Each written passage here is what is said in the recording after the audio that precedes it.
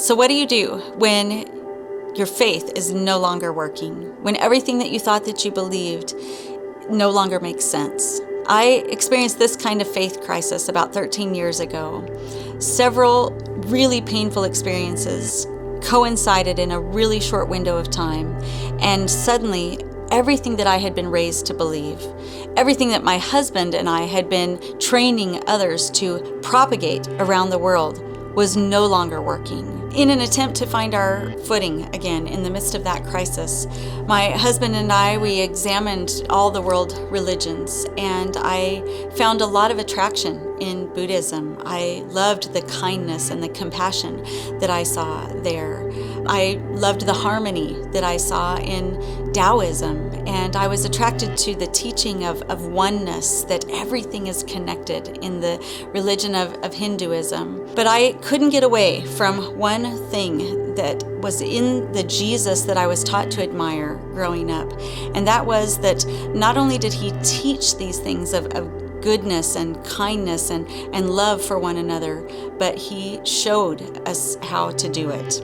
In his daily interactions with people who were especially poor and sick and the outcasts of society, he demonstrated what this kind of love and living in community with one another is like. So we decided to conduct a grand experiment based on two questions.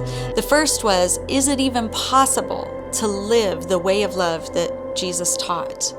And then, second, if it is possible, does it make any difference? Not just for individuals, but can it change a community? Maybe could it even change the world? We chose a place where we thought that the rubber would really meet the road in trying to live this way of love. A part of our city that is a red light district. It's a part of the city where there are a lot of people that are living in extreme poverty, people that have a lot of drug addiction and mental health problems. There are a lot of folks that are living outside, homeless. A high percentage of felons live in this neighborhood, where the strip clubs are the main industry of the town.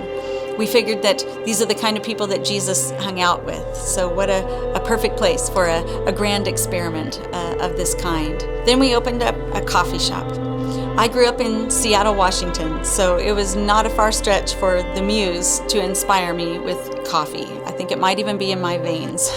We opened up a coffee shop right next door to Valley of the Dolls. We call it Joe's Addiction. My dream for this little coffee shop was that it would be like that old sitcom Cheers. You might remember that bar. It was a place where everybody knows your name. And that was my dream, was that a little community would begin to develop in this coffee shop. A community of people who are doing life together, and a community of people who are learning to follow the way of love together. And so over these last 12 years, people from this neighborhood have been deciding that they want to follow the way of love. Gang members and sex workers, people who are living outside, people who are addicted to drugs, people who are just trying to figure out how to pay the bills and to feed their children. Together with me, we are learning how to care for the most vulnerable ones in our community, how to forgive one another, how to give to those who are in need, how to love our enemies and turn the other cheek. Some of the most difficult things there are in following this way of love. More than just some poor people being helped, what has happened is that we have found a place of belonging together, a place of acceptance, a place of love, and a place where I have been accepted by people who are very different from me and from my background. And we are learning together how to walk this way of love. It is my hope that as you read this book, as you read the stories of the people that have become my friends, people who are still today, many of them, struggling in the abuse that they have experienced in their lives, struggling with living outside, homeless, struggling in their addictions and their mental health problems.